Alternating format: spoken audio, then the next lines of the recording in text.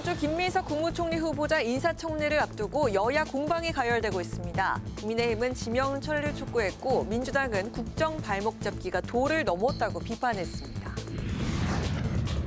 민주당은 윤석열 전 대통령과 김용현 전 장관의 재구속을 촉구했습니다. 김건희 여사를 비호해온 정치 검찰에 대한 특검 수사도 촉구했습니다.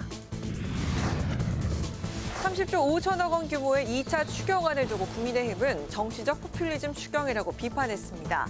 졸속 추경에 대한 반대 입장도 분명히 밝혔습니다. 여론의 심장을 저격하고 민심의 흐름을 날카롭게 꿰뚫어보는 여심 저격. 새 정부 추경안이 의결됐지만 여야 협의는 진통을 겪고 있습니다. 여당은 신속한 심사를 강조한 반면 야당은 포퓰리즘이라고 비판한 가운데 합의점을 찾기 위한 방안은 무엇인지 살펴봅니다.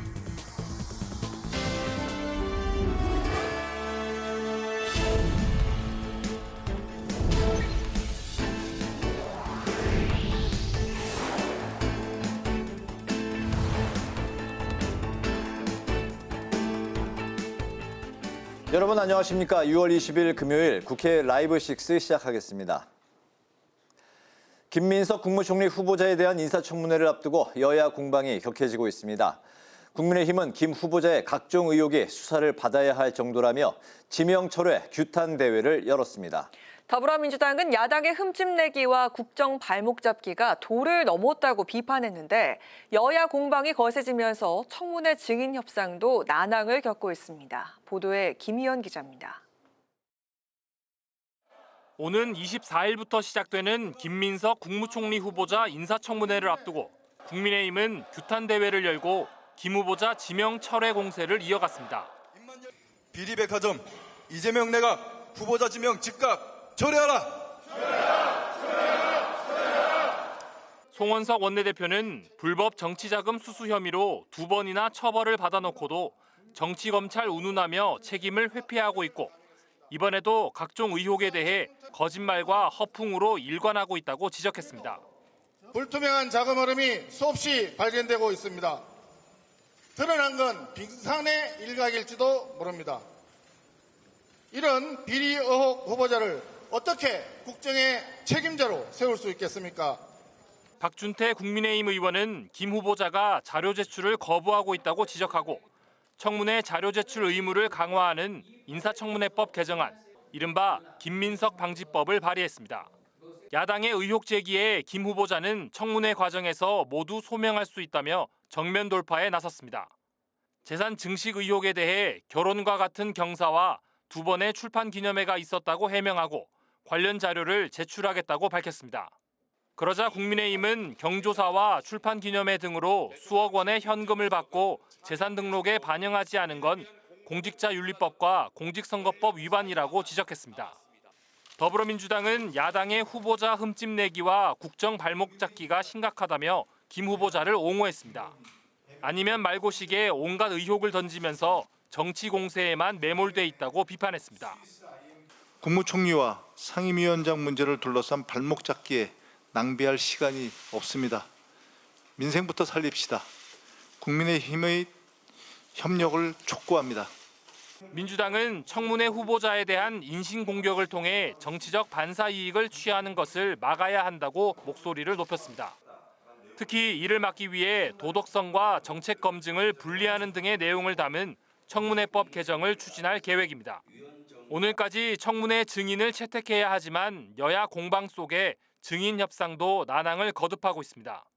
국민의힘은 의혹 해소를 위해 전 배우자를 증인으로 불러야 한다는 입장인 반면 민주당은 가족까지 불러 창피 주려는 의도라고 강하게 반대했습니다.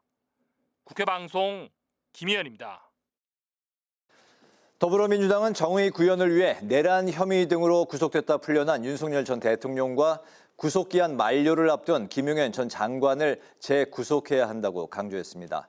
또 김건희 여사 관련 수사를 부실하게 했다는 비판을 받고 있는 정치검찰도 특검 수사를 받아야 한다고 주장했습니다. 김동희 기자입니다. 더불어민주당은 경찰의 3차 출석 요구에 모두 불응한 윤석열 전 대통령과 오는 26일 구속기간이 끝나는 김용현 전 국방장관의 재구속을 촉구했습니다.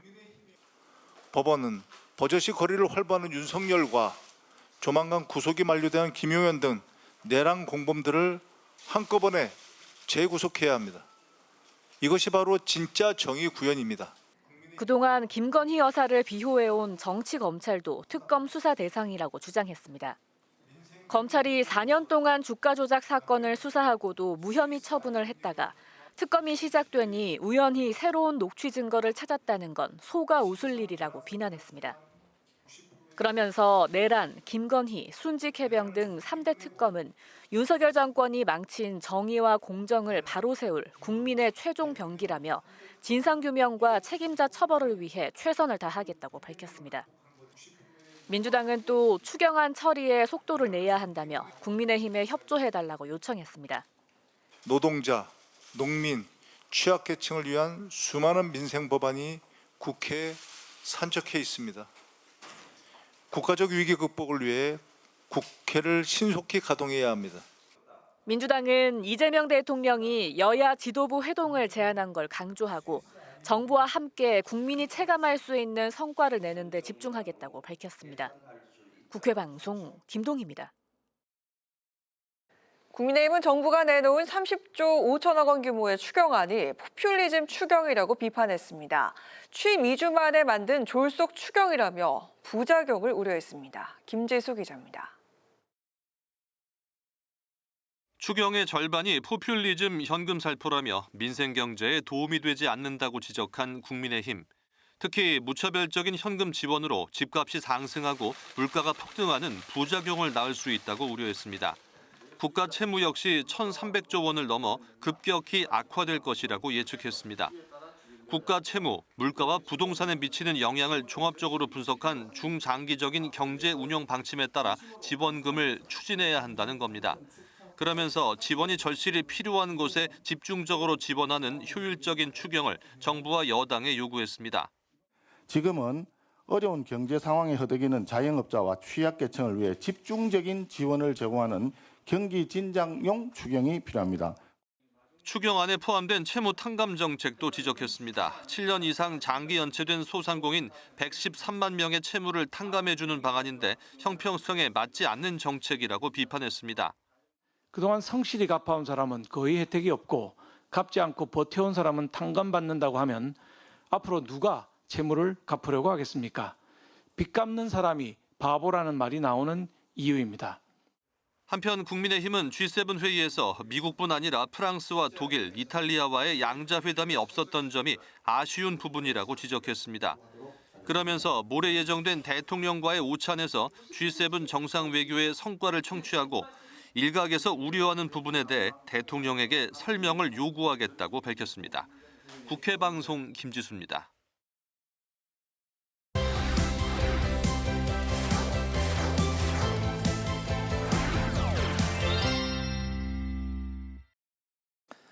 네, 한 주간의 이슈를 살펴보는 주간 이슈픽 시간입니다. 강민지 기자와 함께하겠습니다. 강 기자 어서 오십시오. 안녕하세요. 네, 바로 첫 번째 키워드부터 살펴볼까요?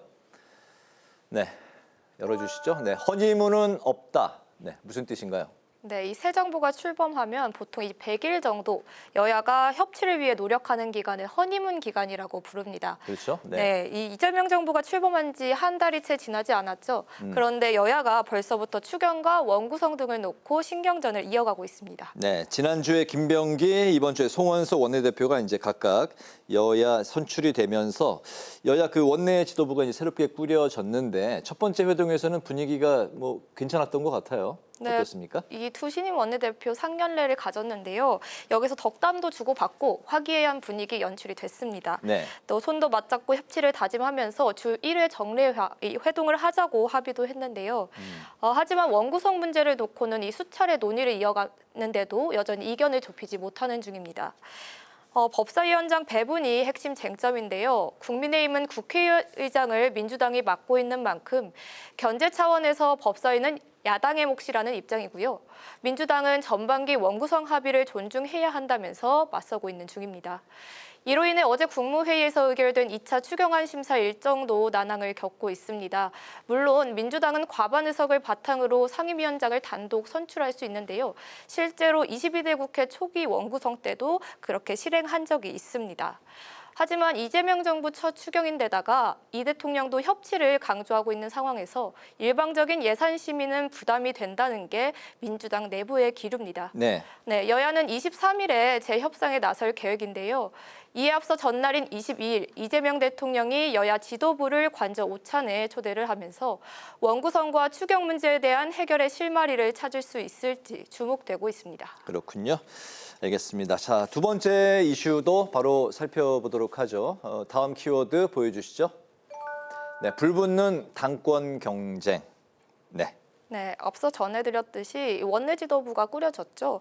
이에 따라서 각 당의 당권 경쟁도 본격화하고 있습니다. 네, 민주당은 전당대회를 8월 2일로 이제 확정을 했고 정청래 전 법사위원장이 일찌감치 이제 출마 선언을 한 상황이고 박찬대 전 원내대표 출마 가능성도 이제 거론되고 있는 상황이에요. 네, 맞습니다. 정청래 의원은 지난 15일에 당내 첫 출사표를 던졌고요. 박찬대 의원도 이르면 이번 주말에 출마를 공식화할 것으로 알려졌습니다. 네.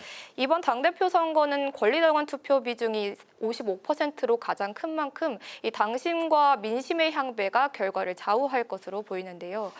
이를 의식한 듯 정청래 의원은 출마 직후 전남을 시작으로 민생 투어에 나섰고요. 박찬대 의원은 이재명 대통령 취임으로 비워진 회관 의원실로 거처를 옮긴 것으로 알려졌습니다. 두 의원 모두 친명계로 분류가 되지만 이 스타일은 다르다는 평가가 나오고 있는데요. 정 의원은 법사위원장 경험을 앞세워서 강경, 전투형 리더십으로 평가받고 있고 또 박 의원은 탄핵정 당시 원내 운영과 정권 재창출에서 안정형 리더십으로 주목받고 있습니다. 이번 당대표는 보궐선거로 임기가 1년에 불과하지만요. 이재명 정부 첫 당대표에 또 내년 지선 공천권까지 갖고 있는 만큼 당내 주도권을 둘러싼 신경전은 한층 치열해질 것으로 예상됩니다. 네, 이제 그런 상황에서 이제 국민의힘 이야기로 좀 넘어가 보면 송원석 원내대표 선출 이후에 이제 혁신위 구성 그리고 당대표 후보군까지 친윤과 비윤 간의 기류가 이제 좀 미묘하게 갈리는 것 같아요. 어떻습니까? 네, 맞습니다. 이 사실상 친윤계의 지지를 받아 선출된 이 송원석 원내대표가 당내 역학구도를 다시 흔들리고 있는 분위기인데요. 네. 가장 먼저 갈등이 표출된 건 당내 쇄신안이었습니다. 김용태 비대위원장은 당원 여론조사를 통해서 5대 개혁에 나서자고 제안을 했지만 송 원내대표가 혁신위를 먼저 구성하자고 맞서며 지도부 간 이견이 표출된 겁니다. 친윤계와 친한계 비주류 간 대결의 신호탄으로 보여지고 있는데요. 아직 구체적인 출마 선언은 나오지 않았지만 안철수, 한동훈, 김문수 등이 잠재 당권 주자로 꼽히고 있는 가운데 이 전당대회가 본격화되면 혁신이 안건과 이 당권 경쟁이 맞물리면서 갈등은 더욱 심화될 것으로 보입니다. 네, 여야 모두 전당대회가 이제 8월로 점쳐지면서 점점 한층 이제 뜨거워질 것 같습니다. 마지막 키워드 살펴볼까요? 네, 어린이와의 약속. 이거는 좀 갈피 잡기가 쉽지 않네요. 예. 네, 우원식 국회의장 이번 주 국회 탄소 중립 로드맵을 발표했습니다. 네. 이곳에서 나온 현장인데요. 우 의장은 미래 세대 당사자가 될 아이들과 함께 국회가 2035년까지 탄소 중립을 이루겠다고 약속했습니다. 그렇군요. 이 자리에서 이제 구체적인 실천 계획도 나왔다고요? 네, 그렇습니다. 가장 핵심은 이 정부가 발표한 기존 탄소 중립 목표인 2045년보다 국회가 10년 빠르게 그 탄소 중립을 달성하겠다는 겁니다. 네. 이를 위해 의사당 지붕 단열 공사 등을 통해서 에너지 효율을 개선하고 국회는 기존 LNG 대신 수소열 에너지 등을 도입하겠다고 밝혔습니다. 또 국회의사당 전면에 태극기 형상의 태양광 패널을 설치하고 국회 소유 차량은 2030년까지 100% 무공해 차로 전환하겠다고 밝혔습니다. 중간 목표로 2030년까지 온실가스 배출량을 70%까지 감축하고 재생에너지 조달 비율을 80%까지 높이겠다는 목표도 제시했는데요. 국회가 먼저 2030 탄소 중립이라는 이 캐치프레이즈, 과거 우 의장이 의원 시절 노동자 시민들로부터 국회도 안 하는데 우리가 왜 해야 하냐 이 말을 들은 데서 비롯했다고 설명하기도 했습니다. 관련해 우원식 의장 발언 직접 들어보시죠. 네. 국회로부터 시작된 탄소 중립이 공공부문 탄소 중립의 마중물이 되어야 합니다. 국회가 하지 못하면 그 어떤 공공기관도 할 수 없다라고 하는 게 제 생각입니다. 국회가 먼저 2035 탄소 중립 함께 만들어 갑시다. 네, 우 의장의 기후 위기 해결에 대한 의지가 취임 초기부터 아주 강했던 것 같아요. 네, 맞습니다. 우원식 의장 취임 초기부터 이번 22대 국회는 기후국회로 만들겠다 이 방향 분명히 해왔습니다. 네. 본청 앞에는 기후위기 시계를 설치해서 탄소 배출에 대한 경각심을 높였고요.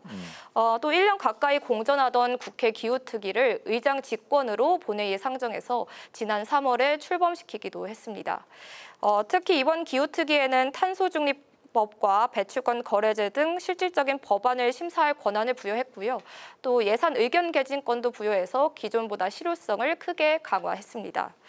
우 의장은 국민과 미래 세대의 부담을 줄일 수 있도록 실효성 있는 개정이 이루어져야 한다고 거듭 강조했는데요. 기후위기 해결에는 여야가 한 목소리를 내고 있는 만큼 속도감 있는 법 개정에 대한 기대도 높아지고 있는 상황입니다. 네, 주간 이슈픽 강민지 기자와 함께했습니다. 오늘 말씀 잘 들었습니다. 고맙습니다.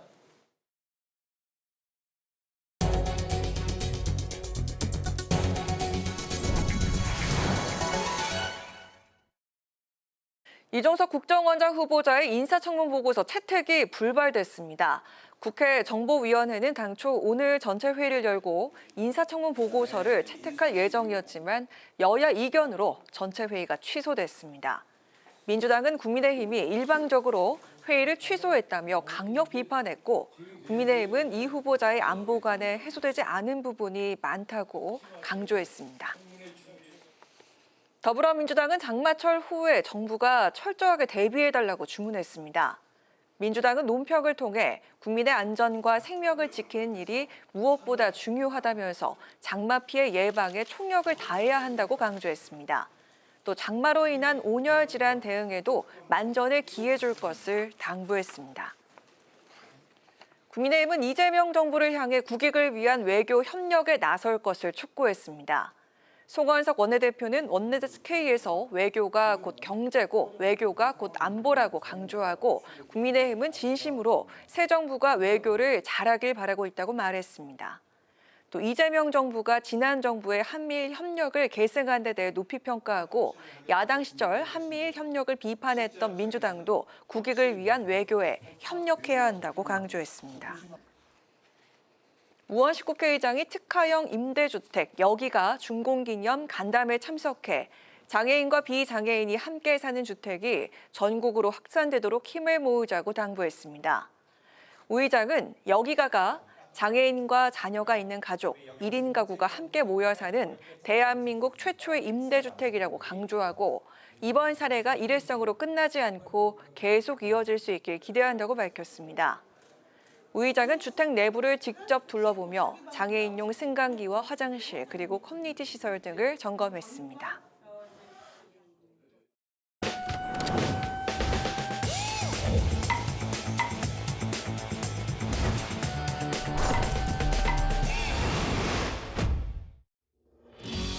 국회 속 다양한 이슈를 알기 쉽게 쏙쏙 뽑아 전해드리는 신동진의 국회 속. 오늘 주제는 새 정부 첫 추경입니다. 이재명 정부 출범 보름 만에 정부의 2차 추경안이 국무회의를 통과해 오는 23일 국회에 제출될 예정입니다. 경기 진작과 민생 안정을 위해 신속하게 마련된 민생 추경. 얼마만큼의 돈이 투입되고 어떻게 쓰일지 화면으로 먼저 직접 만나보시죠.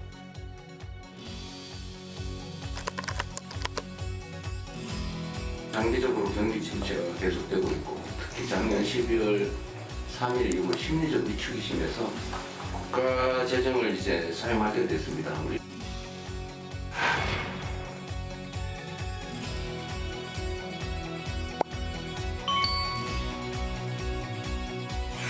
전 국민에게 1인당 15만 원에서 50만 원 규모의 민생회복 소비 쿠폰을 지원하여 총 13조 원 수준의 소비 여력을 보강합니다.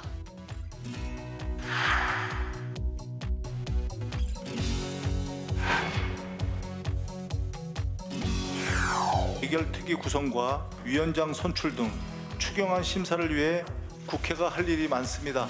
국민의힘에 촉구합니다. 집착과 목리는 그만두고 민생 회복이란 대의와 원칙을 지키는 일에 함께 해 주십시오. 국가 채무가 20조가 더 늘어나는데 포퓰리즘의 시작이 아닌가 하는 걱정이 앞섭니다. 그야말로 포퓰리즘 정권의 화려한 데뷔쇼다 이렇게 보입니다. 이처럼 추경을 둘러싼 여야 삿바 싸움이 본격 시작된 가운데 민주당은 이르면 7월 초 추경안을 국회에서 통과시키겠다는 목표인데요. 국민의힘은 추경의 필요성에는 공감한다면서도 전 국민에 지급하는 민생회복 지원금에 대해서는 우려의 목소리를 내고 있습니다.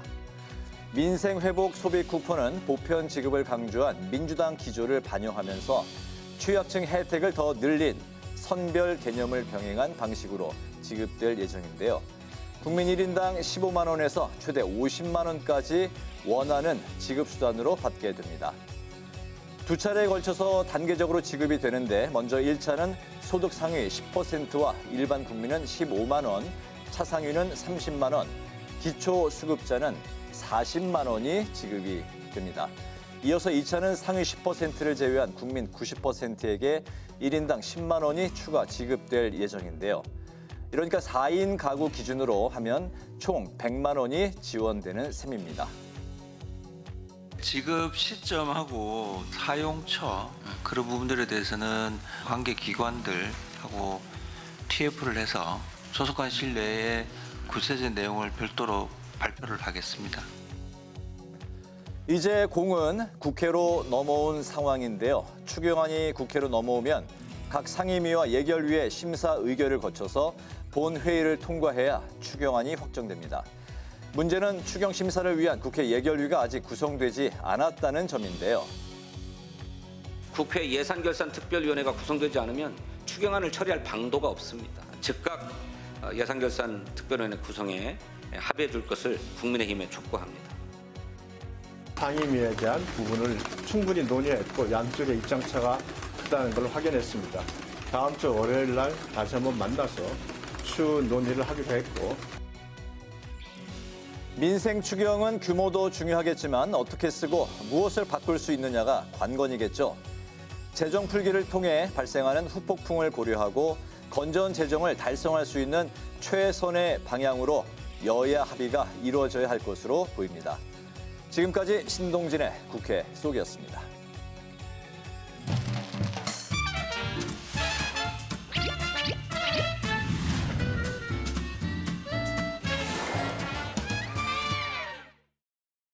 정치권 이슈와 정책 분석을 통해 여론의 심장을 저격하고 민심의 흐름을 날카롭게 꿰뚫어봅니다. 여심 저격. 정은혜 전 더불어민주당 의원, 김혜란 전 국민의힘 대변인 두 분 모셨습니다. 반갑습니다. 아니 오늘 두 분 보니까 저희 셋 다 표정도 좀 좋고 옷 톤도 좀 비슷하고 저희가 함께한 지가 지금 반년이 좀 넘었는데 허니문 기간은 끝난 거 아닙니까? 이렇게 좀 의견 좀 일치하는데요. 좀 어떻습니까? 오늘 이제 비도 오고 굉장히 좀 이렇게 장마가 시작되는 날이었는데 우리가 이렇게 좀 화사하게 이렇게 방송에 나오는데 아마 시청자분들도 조금 더 산뜻한 느낌을 좀 받으셨지 않았을까 이런 느낌이 좀 드는데요. 지금 우리 좀 국회는 허니문 기간이 아직 시작한 지 얼마 되지 않았으니까 좀 화기애애한 분위기를 좀 예상해 볼 수 있을까 했는데 지금 추경 협상에 관해서는 평행선을 지금 달리고 있는 그런 모양새입니다.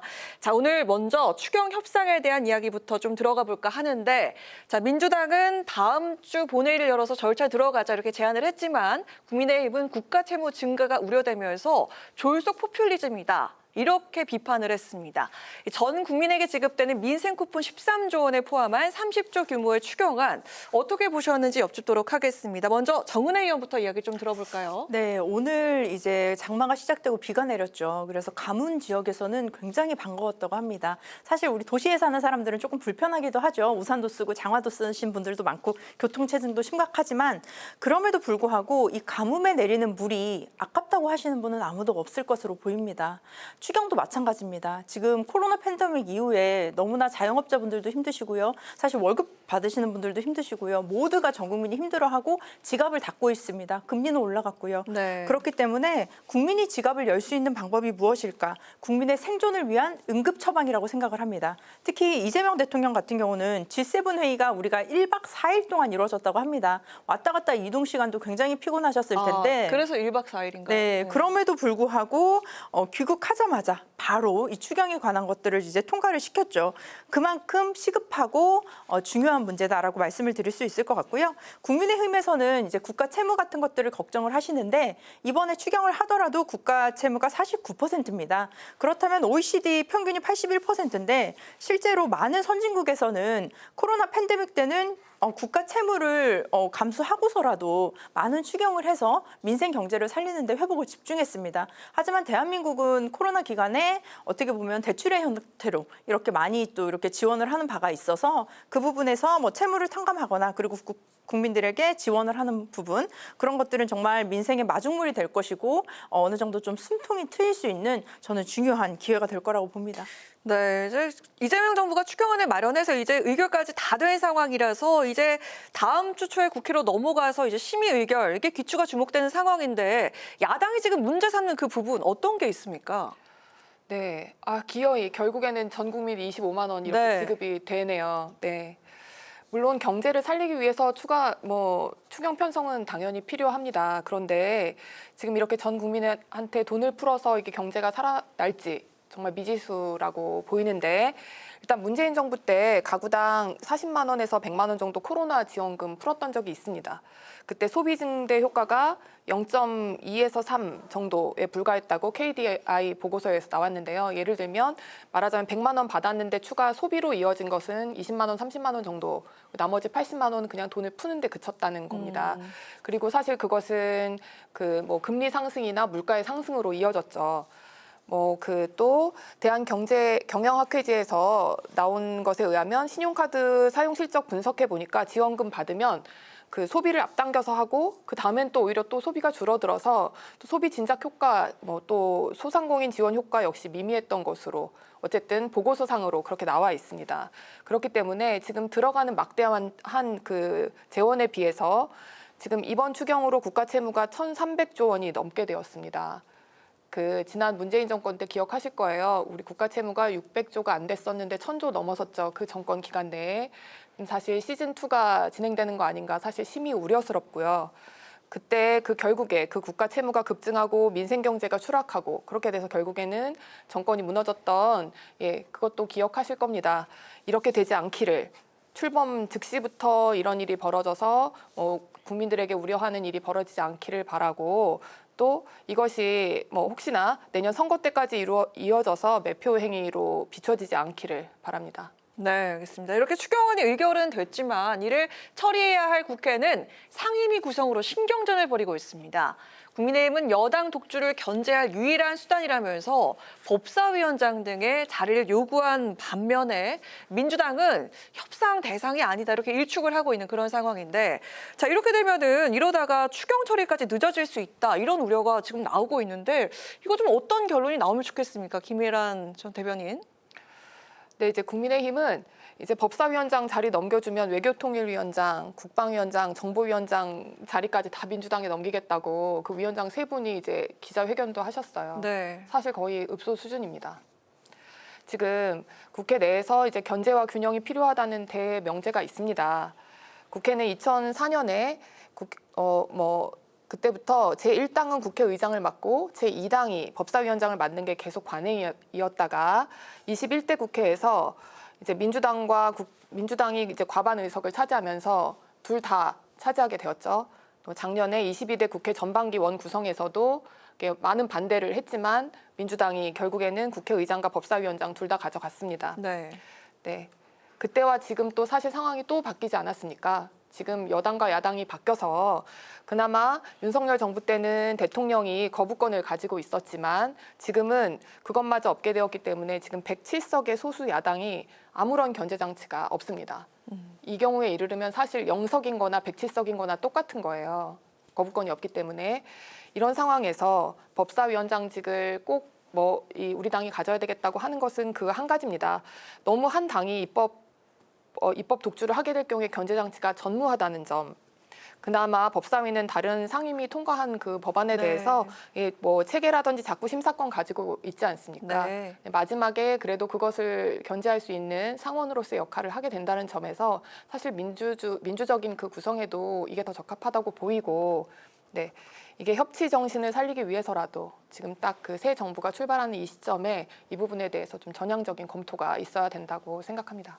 민주적인 구성 그리고 협치 그리고 거대 여당을 견제할 수 있는 장치다 이렇게 이야기를 하고 있는데요. 좀 양보가 어렵습니까? 어떻습니까? 민주주의가 견제와 균형이 맞죠. 그렇기 때문에 대통령도 지금 합법적인 방법으로 성출이 된 것이고 국회의원도 마찬가지입니다. 작년에 선거가 있었고요. 작년에 22대 국회가 개원할 때 합의했던 상임위 배분 문제가 있습니다. 그렇다면 그때 작년에 그 국회의원 의석수와 지금의 의석수가 달라졌나요? 아닙니다. 그렇다면 작년에 개원했을 때 시작한 22대 국회의 그 소속의 상임위의 룰을 지키는 것이 저는 옳다고 생각합니다. 그것이 민주주의인 거죠. 의회는 의회대로 해 나가야 할 것들을 하고 또 대통령은 대통령대로 정부가 해 나가야 할 것을 해야 하는데 이것이 정권이 바뀌었다고 바꾼다? 저는 좀 말이 안 되는 것 같고요. 네. 그리고 이제 22일에 대통령과 여야 지도부 오찬 회동이 있습니다. 과거 윤석열 정부 때는 야당 대표가 만나자고 해도 정말 만날 수가 없었습니다. 근데 지금 이재명 대통령 같은 경우는 야당 분들을 정말 당선이 되자마자 만나셨고요. 그리고 22일에는 오찬 회동까지 지금 갖자고 하셨습니다. 네네. 그 말은 뭐냐? 바로 이재명 대통령은 야당과의 협치, 야당과의 소통을 지속적으로 할 의지가 있다는 걸 보여주고 있습니다. 그 자리에서 좀 협조를 요청할 것으로 네, 예상됩니까? 저는 그 부분에서 어느 정도 좀 조정이 될 것 같고 그리고 23일에 원내 수석 간 협상이 예정이 되어 있습니다. 그렇기 때문에 이 자리에서 좀 어떤 대타협이 이루어지지 않을까 좀 기대를 해보는데요. 네. 가장 중요한 건 속도입니다. 지금 국민들은 어렵고 힘들고 하루하루가 살기 괴로운데 지금 이 추경 얘기를 듣고도 어느 정도 약간 숨통이 트이시는 분들도 계십니다. 근데 이 부분이 계속 지체가 된다면 그 지체되는 만큼 국민 여러분들께서는 더 실망을 많이 하실 텐데요. 네. 그렇기 때문에 이 부분은 저는 민생에 있어서는 여야가 없다고 생각합니다. 그렇다면 빨리 과감하게 합의를 하고 이런 타이밍 맞게 적절하게 골든타임을 놓치지 않고 지속적으로 나아가야 한다고 생각합니다. 네, 자 이런 가운데 다음 주에 화요일과 수요일 이틀이죠. 김민석 국무총리 후보자 인사청문회를 앞두고 여야 공방이 지금 거센 상황인데요. 오늘 국민의힘은 의총을 열어서 재산 형성, 아빠 찬스, 학위 의혹에 대한 공세를 펼쳤고 그리고 국민의힘의 그 박준태 의원이 김민석 방지법까지 발의를 했네요. 청문회 자료 제출 의무를 강화하는 그런 법안인데 여기에 민주당은 인사청문회법 개정을 추진하겠다. 이렇게 또 맞서고 있습니다. 지금 당장의 증인 채택이 안 되고 있는데 이거 과연 청문회가 이루어질 수는 있을지 정은혜 의원께 먼저 여쭤볼까요? 저는 지금 국민의힘의 행태가 공적 검증의 이름을 빌린 어떤 사적 모욕이 아닌가 싶습니다. 지금 청문회장에 사실은 이런 말을 올리기도 어렵지만 이혼을 했던 이제 전 부인분까지 이제 증인으로 채택하겠다라는 건데 정말 한 사람의 개인의 어떤 사생활까지도 낱낱이 이렇게 좀 모욕을 주는 그런 행위라고 보여지고요. 첫 번째 아빠 찬스입니다. 분명히 그 교수가 그 해당 지금 인턴에 관한 문제가 있는데요. 인턴을 했을 때에 고등학생인데 어떻게 인턴을 했냐라는 의혹이 있습니다. 하지만 그 당시에 그 지도 교수가 이메일을 또 썼죠. 그래서 당시에 나는 대학생, 대학원생, 그다음에 고등학생까지 해서 인턴을 했고 나는 그의 아버지가 정치인인 것도 이번 이메일을 통해서 알게 되었다라는 얘기를 했습니다. 네. 아빠 찬스 분명히 아니고요. 오히려 지금 국민의힘 주진우 의원 같은 경우는 아들 재산이 19살인데 7억이라고 합니다. 현금 7억이에요. 네, 그 부분에 대해서는 어떻게 해명을 할 건지 저는 오히려 지금 그래서 온라인상에서는 주진우 의원을 법무부 장관으로 임명하자 이런 얘기까지도 나옵니다. 아, 청문회를 하려고요? 네, 약간 유머로 이제 얘기를 하는데 그만큼 정치인에게는 투명한 재산 관리도 필요하겠죠. 그리고 재산 형성 과정에서의 논란들도 분명히 있지만 이 부분은 소명을 하겠다고 얘기를 했고요. 마지막으로 그 칭화대 관련해서 도대체 학교를 어떻게 다녔냐, 어떻게 졸업을 했냐라고 했는데 정말 저도 이런 표현을 하면 그런가요? 정말 괴물처럼 공부했다 이런 생각이 드는데 그 출입국 기록, 그 비행기 항공 기록을 또 제출하셨죠. 그렇기 때문에 칭화대도 제가 홈페이지 가서 들어서 확인을 해봤더니 실제로 11개월 과정이고요. 2학기 과정입니다. 그래서 그 2학기 만에 출석을 제대로 했고 성실하게 이수하고 졸업 논문을 써서 졸업을 한 걸로 지금 알고 있습니다. 가장 중요한 건 총리로서의 저는 어떤 능력 검증을 하고 있는지 좀 의문스럽습니다. 국민의힘에서 차라리 저는 지금 능력적인 부분, 총리로서의 어떤 사상이라든지 어떤 그런 비전, 정책 이런 부분에 대해서는 하나도 묻지 않고 개인의 신상 털기, 인신 모독, 그런 사적 모욕 이런 부분에 집중을 하고 있는 것이 아닌가. 사실 이 부분은 나중에라도 국민의힘에도 어떻게 보면 반대로 화살이 돌아갈 수도 있는 부분이 되기 때문에 여야가 이런 부분에 있어서는 어느 정도 청문회의 구조 자체를 바꾸는 것도 저는 필요하다고 봅니다. 청문회라는 이 공적인 자리를 이용해서 사적인 모욕을 하고 있다라고 이렇게 민주당 측에서 이야기를 하고 있고요. 김 후보자 측에서는 모든 걸 내가 낱낱이 밝히겠다 이렇게 주장을 하고 있거든요. 어떻게 보십니까? 네, 전혀 그렇지가 않죠. 지금 그 인사청문위원들이 자료 제출을 97건을 요청을 했는데 지금 단 2건만 제출이 됐습니다. 그렇기 때문에 지금 김민석 방지법 이렇게 해서 자료 제출에 대한 의무하겠다라고 하는 거고, 지금 그 이혼한 전 부인까지 이거 굉장히 그 워딩 자체로 자극적으로 일부러 그렇게 뽑는 것 같은데, 사실은 이게 가장 중요한 거는 재산 상태, 채무 상태에 비추어서 지금 본인이 번 돈하고 지출한 돈, 명백하게 아이들 학자금이라든지 기부금 이런 걸로 지출한 돈, 추징금으로 낸 돈하고 차이가 6억 정도 됩니다. 그럼 그 6억의 현금이 어디서 나왔는지, 어떤 돈을 받아서 썼는지에 대한 게 아직 정확하게 밝혀지지 않고 있어요. 이 부분에 대한 것들을 알기 위해서 그 이혼한 전 부인이 아이의 교육비를 다 담당했다고 하고 있기 때문에 그 부분에 대한 질문의 필요성이 있어서 신청을 한 것입니다. 네, 이 부분에 대해서 피하기 위해서 후보자 도덕성과 관계된 부분은 이제 비공개하는 방법으로 법 개정을 하겠다. 인사청문회법을 개정하겠다라는 게 지금 사실 굉장히 충격적입니다. 사실 윤석열 정부 때 공직 후보자 6명이 인사청문 과정에서 사퇴했는데요. 대부분이 다 이런 의혹, 또 아빠 찬스 의혹이었습니다. 이게 해명이 안 되면 사퇴해야 되는 겁니다. 이걸 국민들 앞에서 보여주기 힘들고 이걸 개인의 사생활이니까 감추고 싶다. 이런 것은 사실은 공직자로서의 태도가 아니고, 그걸 이번에 들어서 갑자기 비공개로 바꾼다는 것은 민주당이 본인들한테 불리하거나 장애물이 되는 경우는 무조건 거침없이 이제 법을 바꾸겠다 이렇게 나오는 것인데요. 사실 법이라는 것은 만인에게 평등해야 되는 것인데 입법권자, 즉 다수당 상황에 따라서 입법의 필요성이 바뀌어서는 안 된다고 생각합니다. 네, 알겠습니다. 자, 한편 오늘 국회 정보위 전체 회의가 취소가 되면서 이종석 국정원장 후보자에 대한 인사청문 보고서 채택이 불발이 됐습니다. 국민의힘은 대북 안보관에 대한 의혹이 해소가 되지 않았다면서 회의 취소 배경을 설명을 했고요. 민주당은 정치 공작이다 이렇게 반박을 했습니다. 이 검증 과정이 좀 더 필요하다고 보시는지 우리 김혜란 전 대변인께 또 여쭤볼까요? 검증해야 될 게 좀 있는 것 같습니다. 아직도 지금 사실은 저는 개인적으로 그 전시 작전 통제권 전환에 대해서 찬성한다고 이야기했는데 그 부분 지금 북한이 핵 보유국이 사실상 된 상황에서 그 이전 그 민주당 정권에서 햇볕 정책 이런 걸로 크게 일조했었던 지금 이분이 국정원장이 되는 데 있어서 필수적으로 검증을 해야 될 부분인데요.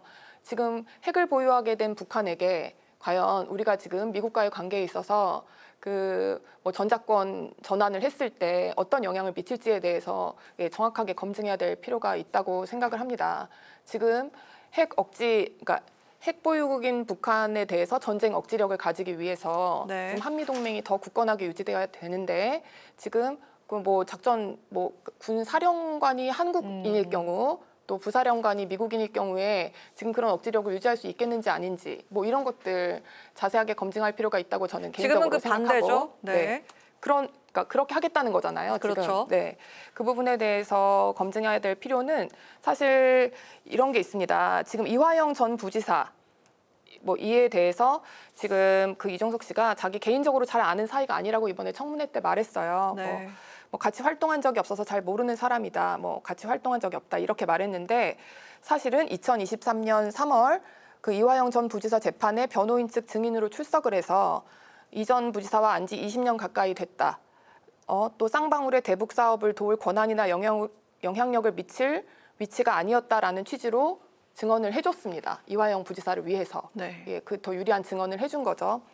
또 그 북한의 김정은 위원장에 대한 평가도 4년 전에는 실용주의적 정치 성향의 CEO 자질도 겸비했다 이런 칭찬을 한 적이 있었는데 지금 이제 유영하 의원이 우리 보편적인 상식으로 볼 때 독재자냐 아니냐 이렇게 물어봤는데 독재자 맞다라고 했습니다. 네. 이 부분은 사실은 뭐 이 질의응답 과정에서 왜 예전에 뭐 거짓말을 했냐 지금 거짓말을 하는 거냐 이걸 추궁하는 것이 아니고 이러한 태도의 변화를 확인하고 국정원장으로서 가져야 될 기본적인 태도 그리고 업무의 내용에 대한 숙지, 향후 업무 그 수행의 방향성을 또 다짐받는 환기하고 다짐받는 의미도 있다는 점에서 네.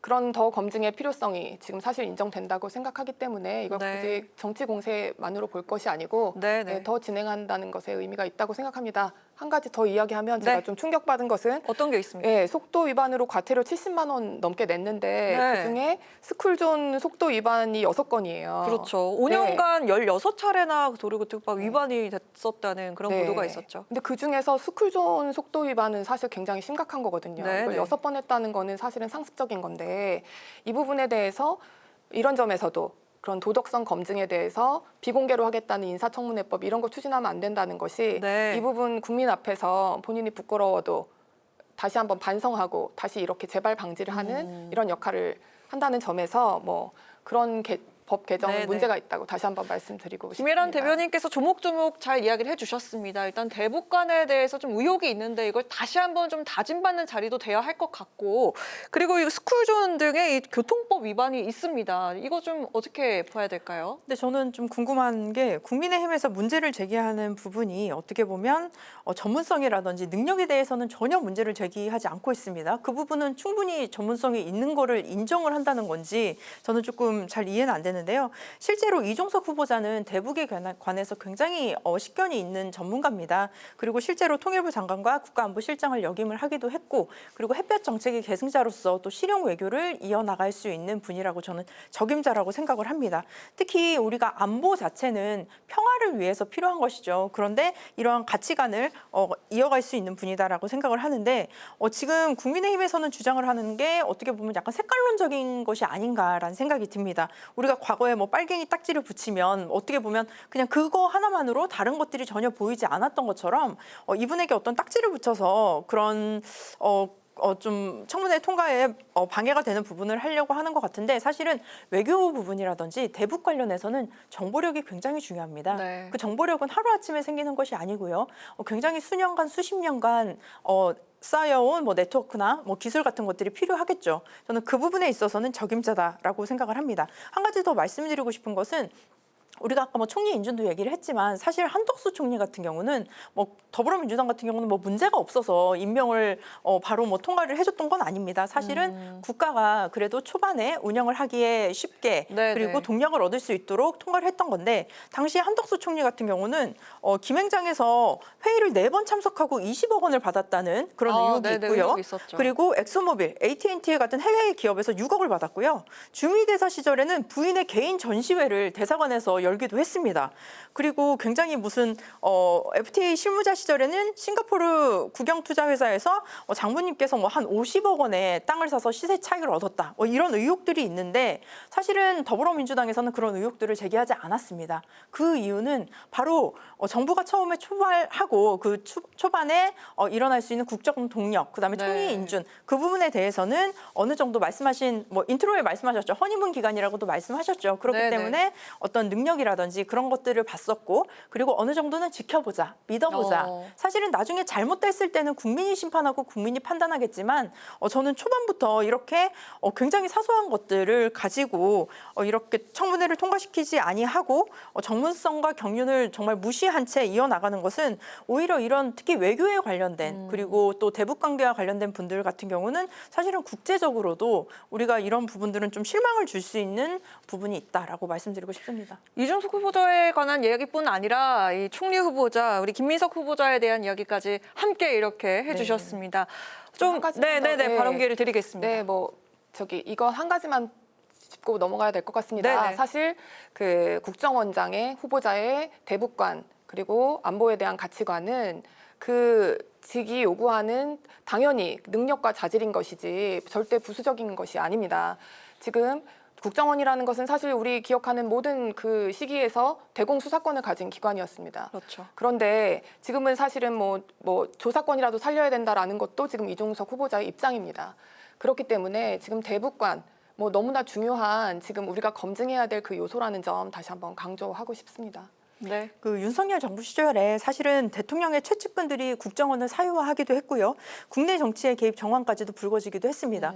그리고 굉장히 잘못된 정보들로 잘못된 외교관을 판단하기도 했었는데 실제로 이번에 국정원장이 되는 사람은 두 가지 조건이 저는 필요하다고 보는데요. 정치에 휘둘리지 말아야 합니다. 그리고 두 번째는 진짜 정보기관으로 거듭날 수 있는 정확한 정보를 얻을 수 있는 사람이어야 한다고 생각합니다. 근데 이 두 가치에 저는 이종석 국정원장 후보자가 적임자다라고 생각합니다.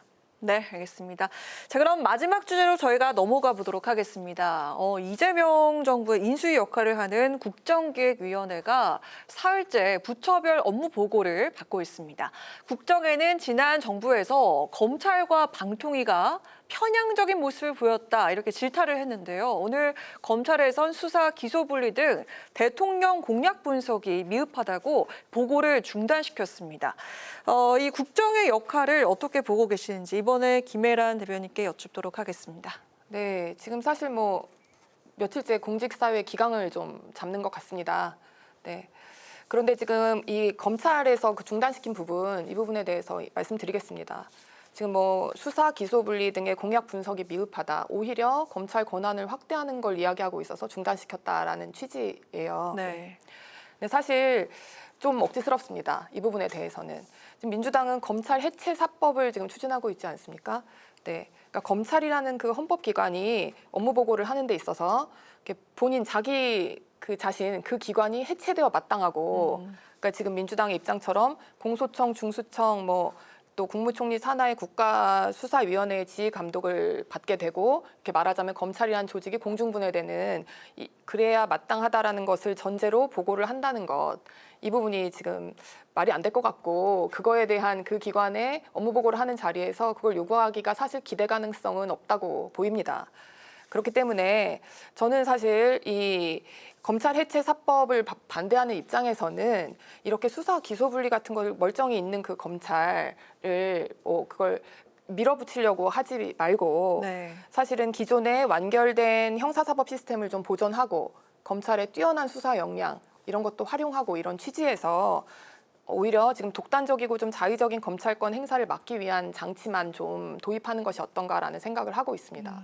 헌법과 검찰청법에 의하면 사실 검사 동일체 원칙이라고 해서 지금 사실 개개의 검사가 본인의 그 직업적인 양심에 따라서 이렇게 하지 못하게 되어 있어요. 만약에 그 위에서 상부 기관에서 봤을 때 마음에 안 들면 바로 배당을 다른 사람한테 시킬 수도 있고 심지어 검찰총장이 직접 자기 사건으로 가져올 수도 있습니다. 네. 만약에 이 처리가 마음에 안 들면. 그렇기 때문에 사실 검사 개개인의 독립성이 보장이 안 되는 지금 현재 그 취지 때문에 오히려 일어나는 일이지 검찰 자체를 이렇게 공중분해해서 해결될 일이 아닙니다. 왜냐하면 누군가는 수사를 정말 잘해야 우리 국민들이 안전하게 살 수 있는 거 아니겠습니까? 그래서 그런 전제하에 지금 다른 방식으로 지금 이제 검찰권의 자의적 행사를 막고 네. 하지만 우리 형사사법 시스템은 존중하는 방향으로 가야 된다라는 생각을 가지고 있습니다. 네, 정은혜 의원. 네, 저 같은 경우도 국회의원을 비례대표로 승계를 받았습니다. 그래서 하루아침에 어떻게 보면 갑자기 국회의원이 됐죠. 그렇기 때문에 제가 처음으로 배당받은 상임위가 산자위였습니다. 네. 그래서 산자위의 업무 보고를 저도 한 일주일 정도 당선이 되고 나서 들었는데요. 굉장히 그 과정이 중요합니다. 왜냐하면 전 정부에 있었던 일 그리고 내가 오기 전에 무슨 일이 있었는지를 정확하게 알고 있어야 하고 그렇기 때문에 그 과거를 정확하게 알고 또 미래를 그려나갈 수 있는 중요한 시간이죠. 이번 정부도 마찬가지입니다. 갑자기 사실은 시기상으로는 대통령이 됐습니다. 그렇기 때문에 인수위도 없는 상황에서 국정기획위원회가 인수위의 역할을 하게 되는데 이 부분에서 가장 중요한 것은 첫 번째로는 정확한 정보 전달입니다. 과거까지 있었던 정확한 내용들을 전달을 해야 하고 두 번째로는 지금 이재명 대통령, 이재명 정부가 추진하는 정책들, 공약들에 대한 비전을 함께 그려나갈 수 있어야 된다고 생각을 합니다. 근데 그 부분에 있어서 두 가지 다 저는 지금 부족하다고 보는데요. 특히 검찰과 관련해서는 그 수사권과 기소권 분리 공약을 아예 뺀 자료를 가져왔다고 합니다. 그래서 사실은 그 부분이 저희가 공약에서도 중요하게 생각했고 했던 부분인데 아예 그 부분을 뺐고, 그리고 말씀하신 대로 권한을 유지 확장하려는 방향으로 보고서를 작성을 해왔다고 합니다. 그렇다면 대통령의 공약의 후퇴이자 어떻게 보면 대통령 자체가 나중에 책임을 지지 않는 모습으로 보여질 수도 있습니다. 그렇기 때문에 이 부분은 어느 정도 다시 이 보고를 중단했고 다시 자료를 만들어 오라고 했기 때문에 그 부분은 저희가 무슨 뭐 구두로 쇼를 하는 것이 아니라 실제로 공약의 실천 여부를 어떻게 보면 검증하고 만들어 나가겠다라는 겁니다. 그렇기 때문에 준비된 개혁, 준비된 공약 이것들을 이루어 나갈 수 있도록 사실은 좀 많은 저는 좀 협조가 있어야 되지 않을까 싶습니다. 네, 알겠습니다. 오늘 이렇게 마무리해도 될까요? 네, 좋습니다. 오늘 여심저격 마무리해 보도록 하겠습니다. 지금까지 정은혜 전 더불어민주당 의원, 김혜란 전 국민의힘 대변인 두 분과 함께한 여심저격 시간이었습니다. 두 분 고맙습니다. 오늘 국회 라이브 6 여기까지입니다. 시청해주신 여러분 고맙습니다. 편안한 주말 보내십시오.